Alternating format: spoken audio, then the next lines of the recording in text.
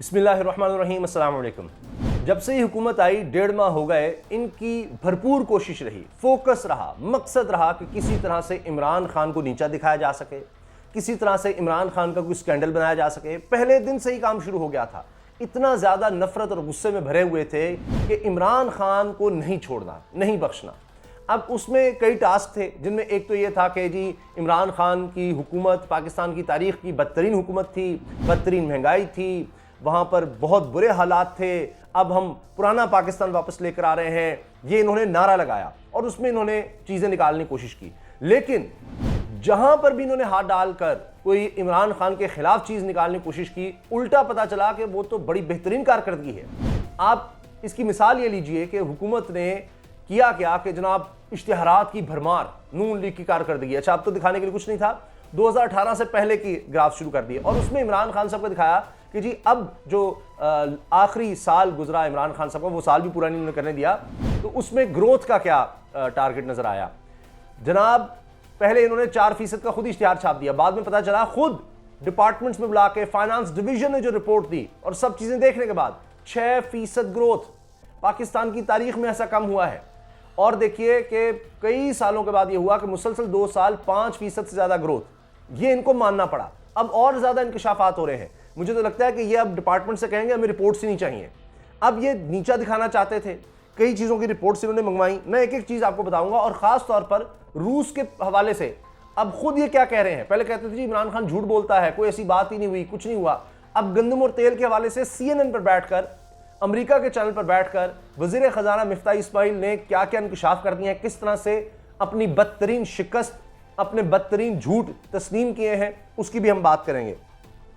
पहली चीज़ ये कि डॉन न्यूज़ ने खबर छापी है कि जनाब इमरान खान साहब के दौर में रिकॉर्ड रिकवरी हुई है। वो जो कहते थे इमरान खान ने करप्शन के खात्मे का नारा लगाया, क्या किया आप देख लें। मैं अभी माशी जो मामला था उन पर भी आता हूँ। महंगाई तो आप सब अब सह ही रहे हैं। पाकिस्तान की तारीख में इतनी महंगाई कभी नहीं हुई जितनी इस दौर हुकूमत, जो अभी दौर कहलाने के लायक भी नहीं है मेरे ख्याल से, जितनी इनके आने के बाद हो गई है। और एक एक चीज़, अभी खुर्रम दस्तगीर साहब ने एक और फरमान जारी कर दिया कि जी जून से पहले हमने पेट्रोल दोबारा महंगा करना है। गैस के भी आपने देख लिया, वो मैं आपको बता चुका हूँ। वही मुसद्दिक मलिक साहब जो कह रहे हैं कि जनाब जहर खाने के भी हुकूमत के पास पैसे नहीं हैं, गैस महंगी करने जा रहे हैं, दीगर भी चीज़ें हैं। आप देखिए जो खाने का तेल है वो 200 रुपये फ़ी किलो महंगा कर दिया है, ये तारीख में कभी नहीं हुआ। तो ये सब चीज़ें हैं। लेकिन पहले आज ही एक एक बात पर हम आएंगे, एक एक चीज़ को डिस्कस करेंगे। डॉन जनाब अखबार कहता है कि according to the documents over the last 3 years NAB under supervision of and assistance of ARU recovered 389 billion. It was a drastic increase from the total rupees 295 billion recovered in the 17-year period. अब इमरान खान साहब के 3 साल के दौर में जितनी recovery हुई है, ये करप्शन का पैसा जितना, और एसेट रिकवरी यूनिट का ये कहता है जी ये क्या इसने बनाया, इसने किया क्या है, उसकी कारकर्दगी आप देखिए। और हेडलाइन है PTI governments ARU recovered rupees 426 billion, 426 अरब रुपया। ARU ने तहरीक इंसाफ के दौर में 426 अरब रुपया कुल ये रिकवर हुआ सिर्फ 3 साल में। Cabinet division documents reveal. और डॉन ये बात लिख रहा है कि जनाब इमरान खान साहब ने जो एसेट रिकवरी यूनिट बनाया था कि करप्शन का, लूटमार का जो पैसा है इसका सुराग लगाया जाए, पता किया जाए, इसने मदद की 426.4 अरब अरब रुपया, 426.4 अरब रुपए रिकवर करने के 3 साल में 426.4 अरब रुपए इन्होंने रिकवर किए। और ये इस महीने कैबिनेट डिवीजन की ये रिपोर्ट सामने आई है। अच्छा, 334 अरब रिकवर किए जी लास्ट फिस्कल ईयर अलोन, सिर्फ पिछले साल में, यानी जब इमरान खान साहब को गिरा दिया गया, शायद यही माफिया है जिन्होंने देखा कि इमरान खान तो वाकई ये काम करने जा रहा है। तीसरे साल में 334 अरब रुपया रिकवर हुआ, क्योंकि जैसे जैसे हुकूमत आई, कानून साजी करने में वक्त लगता है और पता चलता है कौन सा शख्स कहाँ लगाया जा सकता है, ब्यूरोक्रेसी में कौन क्या है, तो आप देखिए कि बढ़ता चला गया। और तीसरे साल, अगर ये आप देखिए चौथे और 5वें साल क्या हालात होते, शायद इतना रिकवर हो जाता कि हमें तो ये जो बजट खसारा है ये कम इतने लेवल पर हो जाता कि हैरान कुन था। तो सिर्फ आखिरी साल में 334 अरब रुपया रिकवर किया जनाब इमरान खान साहब के दौर में, और आप अंदाज़ा लगाइए कि कितनी बड़ी अचीवमेंट है। अब ये मई 2022 में इनके दौरे हुकूमत में, शहबाज शरीफ साहब के दौरे हुकूमत में डॉक्यूमेंट्स प्रिपेयर किए गए हैं, तब ये चीज़ पता चल रही है।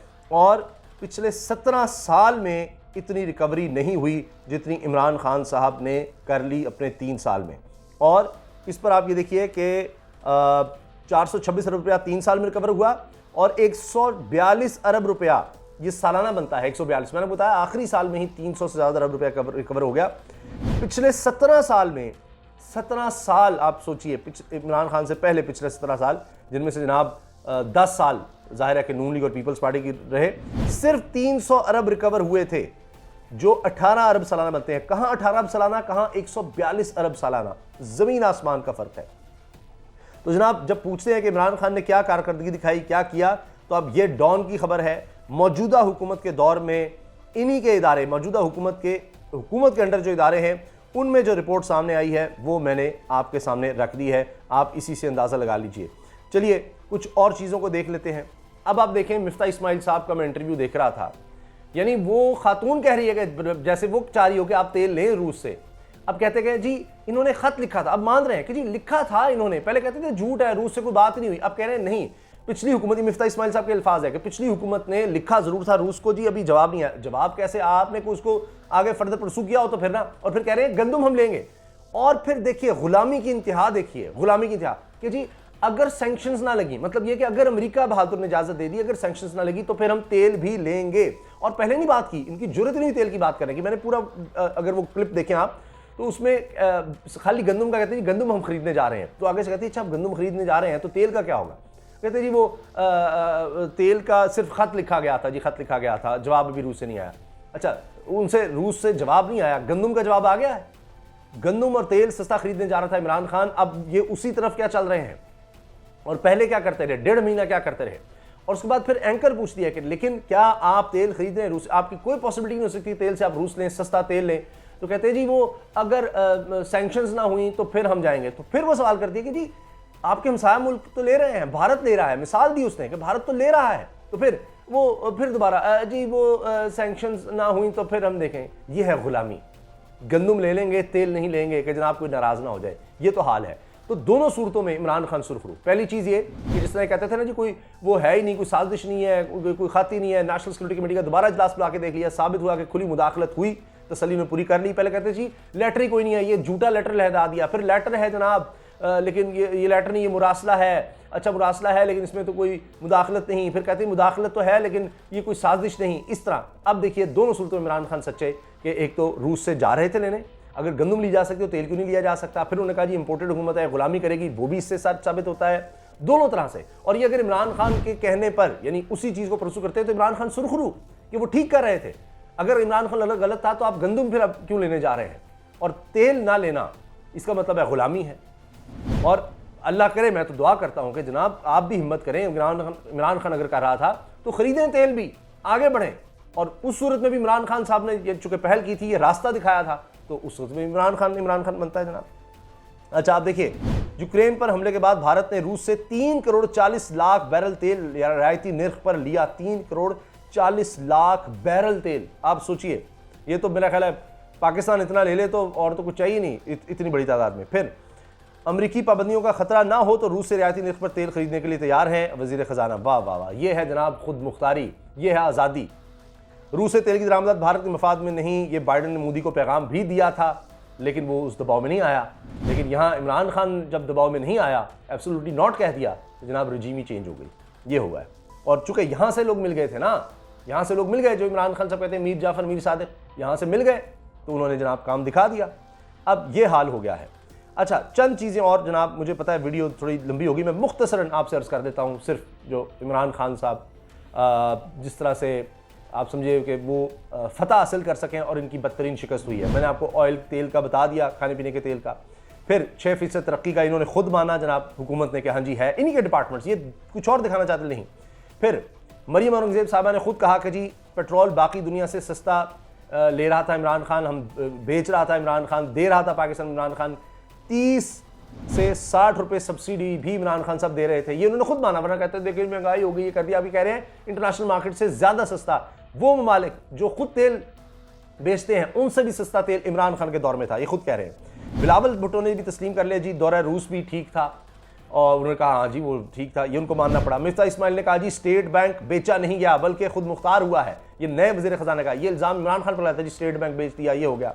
फिर आलमी कॉन्फ्रेंस में बिलावल भुट्टो ने कहा कि जी खान ने जो वबा के दौरान जो स्मार्ट लॉकडाउन था वो पॉलिसी ठीक थी, जबकि उस दौर में कहते थे ये तो बर्बाद कर देगा मुल्क को, देखिए फौरन कंप्लीट लॉकडाउन, ये स्मार्ट लॉकडाउन क्या होता है, ये क्या होता है। बिलावल भी कहते थे, मुराद अली शाह भी कहते थे, लेकिन अब आप देखिए किस तरह से इनको सच मानना पड़ गया इंटरनेशनल लेवल पर जाकर, क्योंकि इंटरनेशनल रिपोर्ट्स आई इमरान खान के हक में कि उस दौर में सबसे बेहतर कारकर्दगी जिस मुल्क की रही उनमें पाकिस्तान था। फिर जनाब साद रफीक ने पार्लियामेंट को बताया 2018 के बाद PIA का खसारा कम हुआ, ये कारकर्दगी खुद बनी, जो दुश्मन मुखालिफ माने वो कारकर्दगी है। और ये मुज़म्मिल असलम साहब इस चीज़ को ट्वीट कर रहे हैं। मिफ्ता इस्माइल ने ट्वीट किया कि खान दौर में महसूलात जमा करने का नया रिकॉर्ड कायम हुआ पाकिस्तान की तारीख में।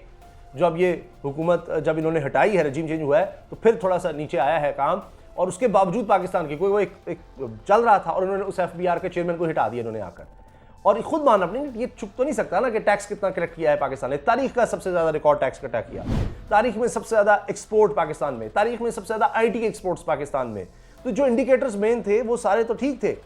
तो फिर और जनाब फिर ये कि जनाब IMF प्रोग्राम वही चल रहा है जो इमरान खान ने लिया, अगर उससे बेहतर प्रोग्राम ये ले सकते थे तो करते, रीनिगोशिएट करते ना, उसी को कर रहे हैं, वही इंप्लीमेंट कर रहे हैं। इसका मतलब है इन्होंने तस्लीम किया कि भाई ना तो ये इस काबिल है कि नया प्रोग्राम ले सकें, या वही बेस्ट ऑप्शन थी जो उस वक्त इमरान खान ने ले लिया, और अब ये उसी को पूरा करने की कोशिश कर रहे हैं। तो फिर जनाब इन्होंने हासिल क्या किया, सवाल ये बनता है। और आजकल तो ट्रेंड चल रहा है कि वो कौन था, वो कौन था जो ये सारा कुछ कर गया है, वो कौन था।